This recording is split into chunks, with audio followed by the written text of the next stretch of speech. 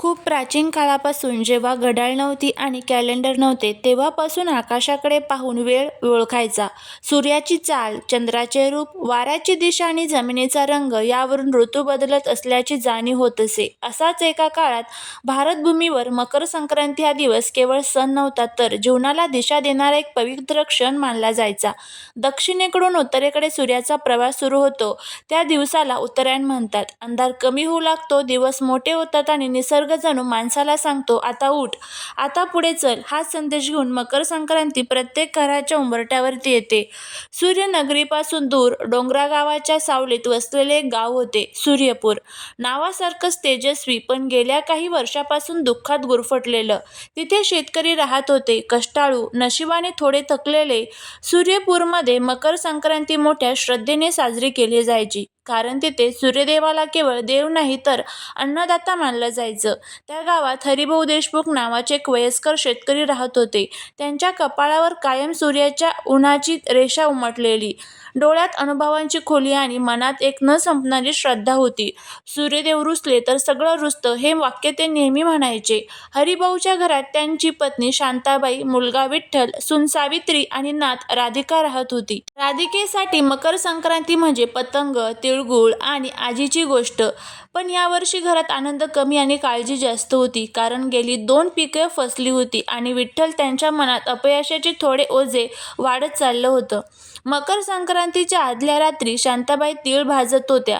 तव्यावर उडणारे तीळ त्यांच्या आयुष्यातल्या आठवणींसारखे होते, कधी तिखट, कधी गोड. त्यातून हळूच म्हणाल्या, तीळ म्हणजे एकमेकांना चिकटून, जसे माणसाने या दिवशी जोडलं जातं. हरिभाऊ अंगणात बसून आकाशाकडे पाहत होते. चंद्र हलकेच गडआड जात होते आणि त्यांनी हळू आवाजात राधिकेला जवळ बोलावलं, राधे, तुला संक्रांती हा माहीत आहे का? माहीत आहे का? राधिका मान हलवून म्हणाली, तिळगुळ घ्यायला ना? हरिभाऊ हसले, नाही बाळा, तिळगुळ हे फक्त निमित्त आहे. खरा सण आहे मन गोड करण्याचा. त्यांनी सांगायला सुरुवात केली, खूप पूर्वी सूर्यदेव दक्षिणायनात होते. अंधार, थंडी आणि निराशा जास्त होती. तेव्हा देवांनी प्रार्थना केली.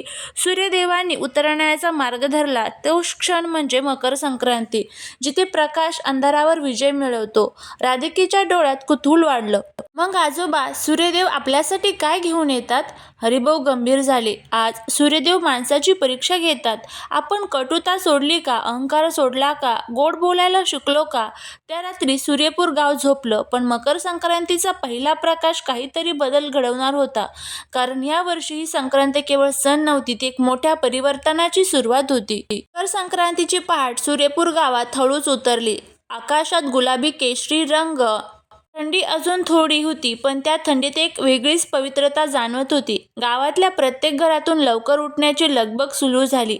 अंगणात पाणी शिंपडून स्वच्छता केली जात होती. दारात रांगोळ्या काढल्या जात होत्या आणि घराघरात तिळाचा गोड वास दरवळत होता.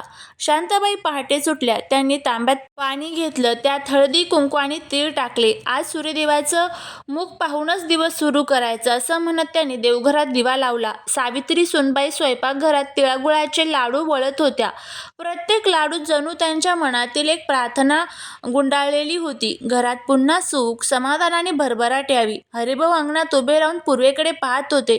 सूर्याची पहिली किरणं डोंगराआडून डोकावू लागली. तसंच त्यांनी हात जोडले, हे सूर्यनारायणा, ते हळूच म्हणाले, यावर्षी आमच्या मनातला अंधार दूर कर. विठ्ठल मात्र शांत होता. गेल्या अपयशाने त्यांचं मन खचलं होतं. पीक फसलं, कर्ज वाढलं आणि आत्मविश्वास कमी झाला होता. मकर संक्रांतीचा सण अजूनही त्यांच्या मनात आनंद नव्हता. तो अंगणात बसून जमिनीकडे पाहत राहिला. त्यांच्या मनात एक प्रश्न घोळत होता, मेहनत करूनही यश का मिळत नाही?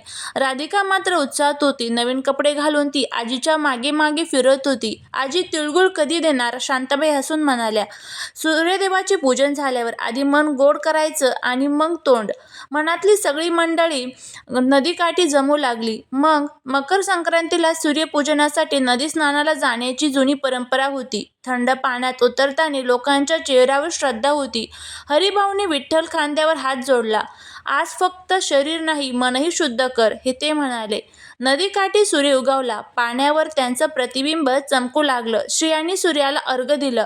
पुरुषांनी डोळे मिटून प्रार्थना केली. त्या क्षणी सगळ्यांना जाणवलं, सूर्य फक्त आकाशात नाही तर आपल्या आतही आहे. पूजेनंतर गावात तिळगुळ वाटला जाऊ लागला. तिळगुळ घ्या, गोड गोड बोला हे शब्द फक्त औपचारिकता नव्हते तर मनापासून उच्चारलेले जात होते. जुने वाद, कटुता, गैरसमज सगळं त्या गोड शब्दात विरघळलेलं होतं. विठ्ठल एका कोपऱ्यात उभा होता. तेवढ्यात गावातला जुना वैद्य नारायणराव त्यांच्याजवळ आला. विठ्ठला, ते म्हणाले, मकर संक्रांतीला सूर्य दिशा बदलतो, पण माणसाने दिशा बदलली तरच नशीब बदलतं. हे शब्द विठ्ठलाच्या मनात खोलवर रुतले. त्याला पहिल्यांदाच जाणवले की अपयश हे शेवट नाही तर शिकवण आहे. त्या क्षणी त्याने मनात एक संकल्प केला, यावर्षी मी हार मानणार नाही. दुपारी गावात पतंग उडवण्याची लगबग सुरू झाली. आकाशात रंगबिरंगी पतंग उडत होते. लहान मुलांचे आनंदी आवाज, ढोल ताशाचा नाद आणि गोड पदार्थांचा सुगंध. सूर्यपूर गाव पुन्हा जिवंत झाल्यासारखं वाटत होतं. हरिभाऊ दूर उभे राहून ते सगळं पाहत होते. त्यांच्या डोळ्यात समाधान होतं. सूर्यदेवाने आज पहिलं वरदान दिलंय, ते शांताबाईंना म्हणाले. आपल्या घरात पुन्हा आशा आलीये. पण मकर संक्रांतीचा हा दिवस अजून संपलेला नव्हता. सूर्य पश्चिमेला झुकत असताना विठ्ठलाच्या आयुष्यात एक अशी घटना घडणार होती ती त्याच्या संपूर्ण भवितव्याची दिशा बदलवणार होती. सूर्य पश्चिमेला झुकू लागला तसा सूर्यपूर गावातला गोंगाट हळूहळू शांत होत गेला. पतंग आकाशातून खाली येऊ लागले आणि प्रत्येकाच्या मनात दिवसाच्या गोड आठवणी साठू लागल्या. पण विठ्ठलाच्या मनात मात्र एक वेगळीच घालमोल सुरू होती. सकाळपासून नारायणरावांनी सांगितलेले शब्द त्याच्या मनात घोळत होते. दिशा बदलली तर नशीब बदलतं. संध्याकाळी विठ्ठल शेताकडे निघाला. सूर्यास्ताच्या केशरी प्रकाशात शेत कोरडं थकलेलं दिसत होतं. त्याच शेतात उभं राहून त्याने 2 वर्ष घाम गाळला होता. तो माती उचलून हातात धरू लागला. मी कमी पडलो की माझं नशीब, हा प्रश्न त्याला सतावत होता. तेवढ्यात मागून हरिभाऊ आले. त्यांनी मुलाच्या हातातली माती पाहिली आणि म्हणाले, माती कधीच दोषी नसते, प्रश्न असतो आपण तिच्याशी कसं वागतो याचा. हरिभाऊंनी विठ्ठलाला एक जुनी आठवण सांगितली. त्याच्या तरुणपणी एकदा असंच सलग 3 वर्ष पीक फसलं होतं. तेव्हा त्यांनी शेती सोडण्याचा विचार केला. पण मकर संक्रांतीच्या दिवशी सूर्यपूजन करताना त्यांनी एक संकल्प केला, मी पद्धत बदलेन, मेहनत सोडणार नाही. त्या वर्षी त्यांनी पीक बदललं, पाण्याचा उपयोग जपून केला आणि शेजाऱ्यांनाही मिळून काम केलं. हळूहळू परिस्थिती बदलली. सूर्य माणसाला शिक्षा देत नाही, हरिभाऊने म्हणले, तो फक्त परीक्षा घेतो. हे शब्द विठ्ठलाच्या मनात खोलवर रुतले. त्याने ठरवलं, या वर्षी तो शेतीत बदल करणार होता. जुन्या पद्धतींना चिकटून न राहता नवं शिकायचं, नवे प्रयोग करायचे.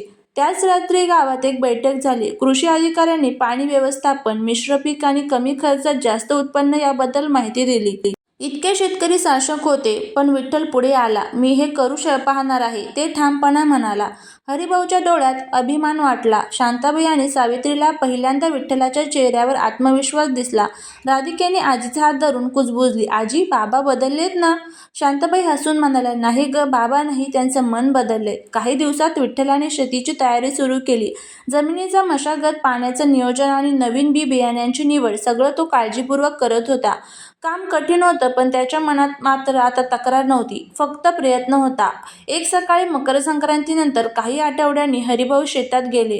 कोवळ्या रोपांनी माती फोडून डोकं वर काढलं होतं. सूर्यकिरण त्या हिरवळीवर पडत होते. सूर्यदेवाने उत्तर दिलं. हरिभाऊ पुटपुटले. विठ्ठल शेजारी उभा राहून ते दृश्य पाहत होता. त्याच्या डोळ्यात समाधान होतं. त्याला जाणवलं, संकल्प, श्रम आणि सकारात्मक विचार हे संक्रांतीचं खरं धन आहे. त्या वर्षी पीक भरघोस आलं. कर्ज हळूहळू फिटू लागलं. घरात पुन्हा हसू परतलं. पण त्याहून महत्त्वाचं म्हणजे विठ्ठलाची हार मानायची सवय सोडली. पुढच्या मकर संक्रांतीला सूर्यपूर गावात हरिभाऊने सगळ्यांना एकच संदेश दिला, तिळगुळ गोड असतो, पण त्याहून गोड असतं आत्मविश्वास. सूर्य दिशा बदलतो आणि माणूस विचार बदलतो, तेव्हाच खरं उतरानं सुरू होतं. अशी ही मकर संक्रांतीची कथा जर तुम्हाला आवडली असेल तर नक्की चॅनलला लाईक करून कमेंटमध्ये जय ओम सूर्यदेवाय नमः लिहायला विसरू नका. श्री स्वामी समर्थ.